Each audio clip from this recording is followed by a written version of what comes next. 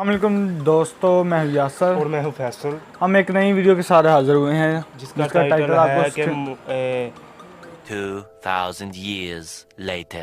Screen पर आपको नजर आ ही गया स्क्रीन होगा। पर नजर आ गया होगा। मैं इससे तो टाइटल भूल गया यार। टाइटल भूल गया हूं। तो इस वीडियो मतलब कि इसमें पता चलेगा कि पाकिस्तान कितना पावरफुल है, इंडिया कितना मतलब कि पावरफुल है इकोनॉमी के लिहाज से, दूसरी कौन चीज़ों के ज़्यादा लिहाज से। मतलब पावरफुल है? 1947 से लेके 2019-20 तक मतलब कितनी चेंज आए हैं, कितनी ज़्यादा तरक्की होगी है इन दोनों मुल्क में। इस वीडियो में सारी आपको जानकारी मिल जाएगी, तो हमारे साथ जुड़े रहिए। वीडियो करते हैं हम स्टार्ट। ये आपकी है जी। तो आज के कंपैरिजन की केस स्टडी कुछ ऐसी होने वाली है जैसा कि टाटा का कंपैरिजन विजय माल्या से, लैम्बोर्गिनी का कंपैरिजन मारुति सुजुकी 800 से। तो आप इस वीडियो को आखिरी तक ज़रूर देखिएगा। आप इस वीडियो को काफ़ी ज़्यादा इंजॉय करेंगे और काफ़ी सारी नॉलेज भी मिलेगी।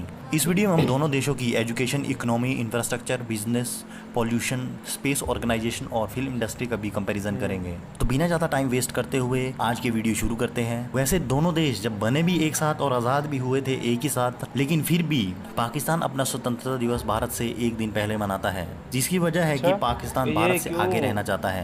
अरे स्वतंत्रता दिवस एक दिन पहले मनाने से थोड़ी आगे हो जाते हैं। अगर ऐसी बात होती तो नेपाल तो कभी गुलाम ही नहीं बना, तो इससे क्या नेपाल दुनिया में नंबर 1 पर हो जाएगा। चलिए ये सब तो फिजूल की बातें हैं, असल मुद्दे की बात पर आते हैं। सबसे पहले बात करते हैं एजुकेशन की। 1947 में क्योंकि कोई जनगणना हुई नहीं थी, लेकिन 1951 की जनगणना के अनुसार भारत की साक्षरता दर 18.37% थी। यानी कि 1951 में भारत में 18.37% लोग पढ़े लिखे थे, जबकि 1951 की जनगणना के अनुसार पाकिस्तान की साक्षरता दर 16.9% थी। मतलब है कि उस समय दोनों ही देश पढ़ाई लिखाई में लगभग बराबर ही थे, लेकिन वर्तमान में स्थिति एकदम विपरीत है। एजुकेशन के मामले में पाकिस्तान ने लगभग ना के बराबर तरक्की की है, क्योंकि जहां अन्य देशों का लिटरेसी रेट समय के साथ ऊपर बढ़ता है, वहीं पाकिस्तान में 2017 तक लिटरेसी रेट 60% हो चुका था। लेकिन 2018 में 2% से घटकर 58% हो गया है। वहीं वर्तमान में भारत का लिटरेसी रेट 2011 की जनगणना के अनुसार 74.4% था, जो कि अब बढ़कर 75% से अधिक हो चुका है, जो कि पाकिस्तान के 58% लिटरेसी रेट से 17% अधिक है। वहीं भारत में सबसे कम लिटरेसी रेट बिहार राज्य का 63.83% है, वो भी पाकिस्तान के टोटल लिटरेसी रेट से लगभग 6% अधिक है। वहीं भारत में आज IIT, NIT, एम्स, IIM जैसे इंस्टीट्यूट्स मौजूद हैं, जो कि पूरी दुनिया में टॉप 100 यूनिवर्सिटीज या इंस्टीट्यूट में से एक है। वहीं पाकिस्तान में इस तरह के कोई भी डेडिकेटेड इंस्टीट्यूट की चेन मौजूद नहीं है, जो कि वहाँ की टॉप यूनिवर्सिटी है, वो भी दुनिया की टॉप 500 में नहीं आती है। अब अगर बात करें GDP की, तो पाकिस्तान में पहली जनगणना 1951 में हुई थी, लेकिन उस जनगणना का ऑफिशियली GDP डेटा मुझे कहीं पर भी नहीं मिला। लेकिन 1960 की वर्ल्ड बैंक रिपोर्ट के मुताबिक पाकिस्तान की GDP 3.7 बिलियन US$ थी। अगर उसे भारतीय रुपए में कन्वर्ट करे तो वो तकरीबन 173 करोड़ रुपए के बराबर थी। वहीं 1960 में भारत की GDP उस वक्त पाकिस्तान की GDP से 10 गुना अधिक 37 बिलियन US$, यानी कि 17,169 करोड़ रुपए थी। भारत की पर कैपिटा इनकम 1960 में $81 यानी कि 380 रुपए थी, जो कि पाकिस्तान की पर कैपिटा इनकम से उस वक्त कम थी। सही मायनों में कहे तो भारत 1960 में और उससे पहले पाकिस्तान से थोड़ा गरीब था। 1960 में पाकिस्तान की पर कैपिटा इनकम 82.55 US$, यानी कि 387 रुपए थी, लेकिन वर्तमान में स्थिति बहुत बदल चुकी है। PPP GDP के अनुसार भारत इस वक्त दुनिया की तीसरी सबसे बड़ी इकोनॉमी है। वहीं 2.7 ट्रिलियन US$ की नॉमिनल GDP के साथ भारत इस वक्त दुनिया की 6th बिगेस्ट इकोनॉमी है। वहीं दूसरी ओर पाकिस्तान PPP GDP में दुनिया में नंबर 24 पर आता है। वहीं पाकिस्तान की नॉमिनल GDP में पिछले साल के मुकाबले गिरावट आई है। 274 बिलियन US$ की नॉमिनल GDP के साथ पाकिस्तान 39वें नंबर पर आता है। और किसी वक्त 1960 में पाकिस्तान की GDP ग्रोथ रेट 6.5% हुआ करती थी, जो कि वर्तमान में 2.9% है। वहीं भारत की GDP ग्रोथ रेट मौजूदा समय में 6.8% चल रही है, जबकि 2020 में 7.5 के करीब होगी।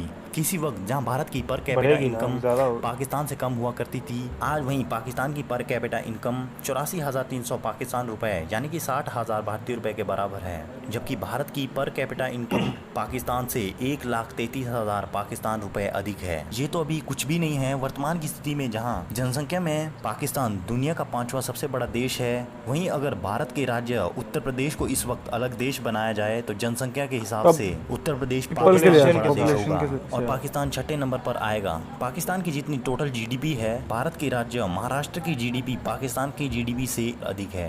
बाकी राज्य की जीडीपी की कैलकुलेट करने की तो अभी जरूरत भी नहीं है, क्योंकि महाराष्ट्र की जीडीपी ही पाकिस्तान की जीडीपी से 156 बिलियन US डॉलर अधिक है। वर्तमान में पाकिस्तान की स्थिति इतनी बदतर है कि आप उस चीज का अंदाजा इस बात से लगा सकते हो। फोर्ब्स मैगजीन के मुताबिक वर्ष 2018 में पाकिस्तान पर 95 बिलियन US डॉलर यानी कि 6,75,000 करोड़ भारतीय रुपए और 15 लाख करोड़ पाकिस्तानी रुपए का कर्जा है। इसमें चाइना का कर्जा सबसे अधिक है। अगर पाकिस्तान जल्द ही इस कर्जे को नहीं चुका पाता है तो हो सकता है कि पाकिस्तान के कुछ हिस्से पर चाइना अपना कंट्रोल ले ले। इतना ही नहीं, पाकिस्तान की खस्ता हालत का अंदाजा आप इस बात से लगा सकते हो कि IMF मतलब है कि इंटरनेशनल मनी फंड से पाकिस्तान ने 6 बिलियन US डॉलर यानी कि 42,625 करोड़ रुपए का लोन फिर से लिया है, जिस वजह से कि पाकिस्तान पर कर्जा और अधिक बढ़ चुका है और वो कर्जा अब 100 बिलियन US डॉलर से भी अधिक का हो चुका है। अगर पोल्यूशन की बात करें तो दोनों ही देश पोल्यूशन के मामले में काफी खस्ता हालत है। 1947 की बात करें तो भारत और पाकिस्तान दोनों ही देशों में पोल्यूशन ना के बराबर था, जबकि वर्तमान में दुनिया की टॉप 15 मोस्ट पोल्यूटेड सिटीज में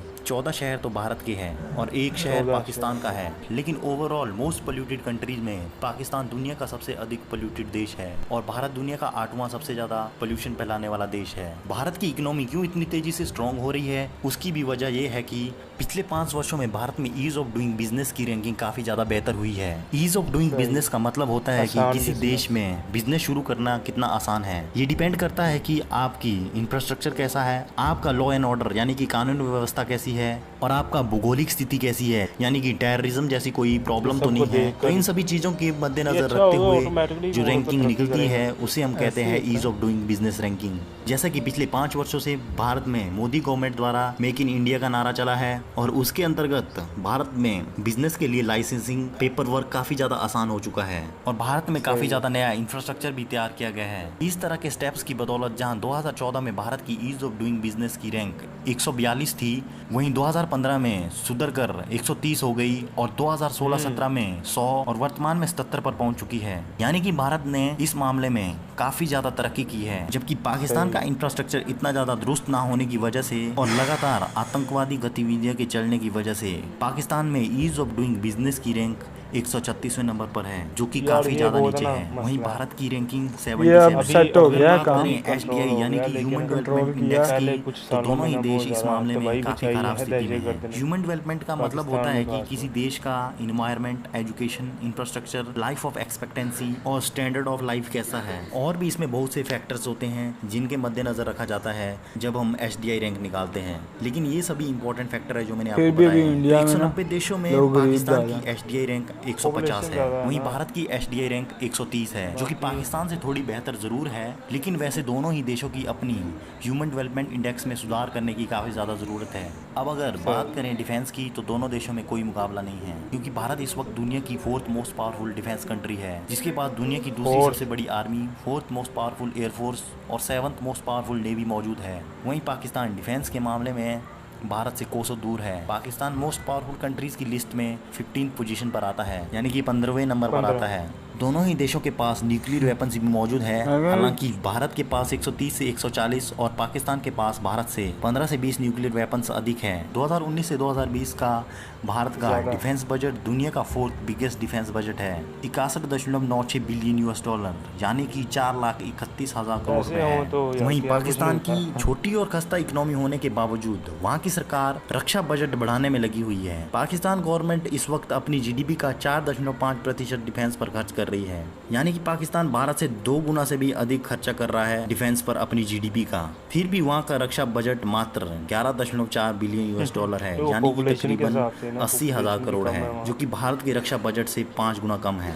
अब आप यहाँ देख रहे होंगे कि अपनी GDP का 4.5% खर्चने के बावजूद भी पाकिस्तान का रक्षा बजट भारत से 5 गुना कम है, जबकि अगर भारत ने अपनी GDP का 4.5% खर्च कर लिया होता रक्षा बजट पर तो शायद दुनिया का दूसरा सबसे बड़ा डिफेंस बजट आज भारत का होता। 1947 में जहां भारत की 60 से 70% आबादी गरीब थी, वहीं 2019 में भारत दुनिया का नंबर 1 मिल्क प्रोड्यूसर देश है, दुनिया का दूसरा सबसे अधिक चावल, गेहूं और आलू उत्पादन देश है। वहीं भारत दुनिया का सबसे अधिक गन्ना उत्पादन देश भी है। भारत में जहां 1947 में चलने के लिए रास्ते भी नहीं थे, आज भारत के पास दुनिया का तीसरा सबसे बड़ा रेलवे नेटवर्क सिस्टम है, जिसमें कि भारत की 12,000 से अधिक ट्रेन हर दिन 2 करोड़ 22 लाख लोगों को उनकी मंजिलों तक पहुंचाती है। जितने पैसेंजर्स को पाकिस्तान पूरे साल में ट्रेन से ट्रेवल करवाती है, उतने पैसेंजर तो भारत का रेलवे 2.5 दिन में ट्रेवल करवा लेता है। स्टार्टअप्स के मामले में भारत इस वक्त दुनिया में नंबर 2 पर आता है, जहां भारत में 6,701 से भी अधिक स्टार्टअप्स चल रहे हैं। वहीं पाकिस्तान में स्टार्टअप्स और एंटरप्रेन्योर जैसी एनवायरमेंटल का माहौल ही नहीं है। पाकिस्तान में इस वक्त मात्र 181 स्टार्टअप्स ही चल रहे हैं, जो कि भारत से 37 गुना कम है।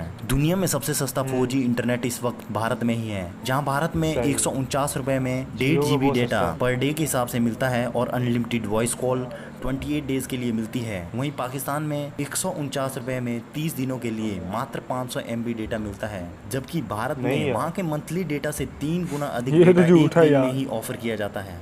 अब बात करते हैं स्पेस ऑर्गेनाइजेशन की, जो कि इस वीडियो में मेरा फेवरेट पार्ट है। असल में स्पेस ऑर्गेनाइजेशन में भारत और पाकिस्तान का कोई मुकाबला नहीं है, क्योंकि भारत की स्पेस ऑर्गेनाइजेशन कई मामलों में USA के नासा से भी आगे है। ये कंपैरिजन कुछ ऐसा होगा जैसे कि किसी साइकिल का कंपैरिजन किसी सुपरसोनिक जेट से। अगर 1947 की बात कर लें तो दोनों देशों के पास कोई भी स्पेस ऑर्गेनाइजेशन नहीं थी, लेकिन पाकिस्तान ने भारत से 8 वर्ष पहले 1961 में चाइना की मदद से एक स्पेस ऑर्गेनाइजेशन यानी कि स्पार्को नाम की एक स्पेस ऑर्गेनाइजेशन शुरू की थी। 1962 में पाकिस्तान ने रहबार नाम का भी एक रॉकेट लॉन्च कर लिया था, जबकि भारत की स्पेस ऑर्गेनाइजेशन उस वक्त तक एग्जिस्ट भी नहीं करती थी।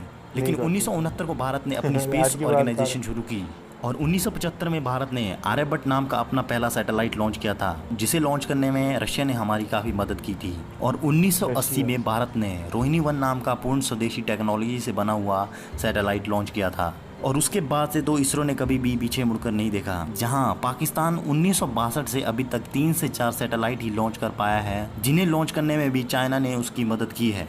वहीं दूसरी ओर भारत के इसरो ने ऐसे कई सफलतापूर्ण मिशन किए हैं जिन्हें कोई और देश भी नहीं कर पाया है। 2008 में भारत के चंद्रयान 1 ने चांद पर पहली बार पानी की खोज की थी। वर्ष 2013 को भारत ने अपना पहला मार्स मिशन लॉन्च किया, जो कि 2014 में सक्सेसफुली मार्स के ऑर्बिटल में पहुंच चुका था। इस मिशन के साथ ही मार्स पर पहुंचने वाला भारत दुनिया का चौथा और एशिया का पहला ऐसा देश बन गया था। और भारत ने अपने पहले अटेम्प्ट में ही मार्स मिशन को सक्सेसफुली लॉन्च किया था। और ऐसा करने वाला भारत दुनिया का पहला ऐसा देश बन गया था जिसने की मात्र 450 करोड़ में ये सैटेलाइट मार्स पर पहुंचाई हो। 2017 में भारत ने 104 सैटेलाइट लॉन्च कर वर्ल्ड रिकॉर्ड बना दिया था और एक साथ सबसे अधिक सैटेलाइट लॉन्च करने में भारत अब नंबर 1 पर आता है। 2019 में हाल में ही भारत ने चंद्रयान को लॉन्च किया है, जिसमें की सैटेलाइट सक्सेसफुली चांद के ऑर्बिटल में पहुंच चुका है और हमें यकीन है कि चंद्रयान 2 का लैंडर और रोवर भी सक्सेसफुली मून पर लैंड कर जाएंगे। और 2022 तक भारत गगनयान नाम के स्पेस शटल में 3 एस्ट्रोनॉट को स्पेस में भेजने की तैयारी में है। इतना ही नहीं, 1999 में जब कारगिल वॉर में भारत को नेविगेशन सिस्टम की ज़रूरत थी तो USA ने अपना नेविगेशन सिस्टम देने से मना कर दिया था और भारत को उस वक्त इजराइल ने अपना नेविगेशन सिस्टम दिया था। तो उस वक्त नेविगेशन सिस्टम की कमी को देखते हुए 2013 में भारत ने अपना नेविगेशन सैटेलाइट लॉन्च किया था और आज भारत के पास अपना नेविगेशन सिस्टम भी मौजूद है और वो इतना सटीक है कि जमीन पर खड़ी किसी गाड़ी की नंबर प्लेट तक को पढ़ सकता है। लेकिन वहीं पाकिस्तान के पास अभी इतनी भी टेक्नोलॉजी नहीं है कि वो खुद से एक सैटेलाइट भी लॉन्च कर सके। तो दोस्तों आज के लिए इस वीडियो में बस इतना ही। अगर आपको वीडियो पसंद आई हो तो इस वीडियो को लाइक और शेयर जरूर करिएगा। उम्मीद है कि दोनों देशों के नागरिक अपने देश को आगे बढ़ाने के लिए अपनी पूरी दिलो आपको हमारी वीडियो कैसी लगी और इसकी वीडियो को भी जाके लाइक करें। इसमें ना 1947 से लेके 2019 तक मुकम्मल डाटा इसने बता दिया कि तब क्या था और अब क्या है। इसमें तो यार ज़्यादा फ़र्क ये है कि इकोनॉमी का और दूसरे चीज़ों में बजट्स इंडिया पाकिस्तान से बहुत आगे है, क्योंकि पाकिस्तान ने यार बहुत ज़्यादा पहले भी कर्जे लिए हुए हैं। यार पाकिस्तान सही हाथों में नहीं ना गया, क्योंकि वो सब लूटने वाले थे। अभी भी लूटने वाले। इमरान खान, चलो मानो इमरान खान नहीं करता, लेकिन उसके साथ जो है वो सब भी करते हैं। पहले रब रखा तो इसमें वो मुकम्मल डाटा ही आपको मिल चुका है, हमें बताने की अब ज़रूरत नहीं है। और आप हमारे चैनल को सब्सक्राइब कर लें। बताएं कि आपको ये वीडियो किस तरह की लगी, कमेंट में हमें ज़रूर बताएं जी। और हमारी छोटी सी रिक्वेस्ट है कि आप हमारे चैनल को सब्सक्राइब कर लें। तो इसी के साथ ही बेल आइकन को दबा लें ताकि हमारी लेटेस्ट आने वाली आप तक जल्द से जल्द पहुंच सके। और ना ये दोस्तों 2 दिन वीडियो नहीं अपलोड हुई इसके लिए ना माजरत चाहते हैं क्योंकि वो ना थोड़ा सा मसला आ रहा था इसलिए अपलोड नहीं हो सकी। थोड़ा ना वॉइस का मसला आ रहा था। वो एक ऐप है जिससे हम मोबाइल से हम ना शूट करते हैं, तो वो ना ऐप का थोड़ा मसला आ रहा था, तो ना 2 दिन इसलिए वो ऐप की ढूंढ रहे थे, कोई नया ऐप। तो इस हमारी पुरानी वीडियो देखने के लिए ऊपर आई, बट मिल जाएगा इसमें नो इसरो वर्सेस स्पार्को का उसका भी लिंक आपको मिल जाएगा, रिएक्शन मिल जाएगा। वो भी आपने ज़रूर देखनी है। बाकी वीडियो देखने के लिए लिंक आपको डिस्क्रिप्शन में मिलेगा। सभी वीडियो का तकरीबन सभी वीडियो जो हमने बनाई है सभी वीडियो का उसका लिंक आपको डिस्क्रिप्शन में मिल जाएगा। Most developed city in India की वीडियो पार्ट 1 उसका भी मिल जाएगा और पार्ट 2 भी उस पर हमने बनाया। ये आपको नज़र आ रहा है ऊपर आई बटन में, इसमें पार्ट 1 और पार्ट 2 दोनों ही आपको मिल जाएंगे, ज़रूर देखें। वो भी बहुत अच्छी वीडियो बनी है। और हमें ये बताएं कि ये भी बहुत अच्छी वीडियो बनी है कि नहीं। अगर अच्छी बनी है तो लाइक कर दें। तो अगर आपको हमारी ये वीडियो पसंद आई तो ज़रूर सब्सक्राइब करें और बेल आइकन को ज़रूर दबाएं। इसी के साथ आपसे इजाज़त चाहते हैं, अगली वीडियो में मुलाकात होगी। अल्लाह हाफ़िज़।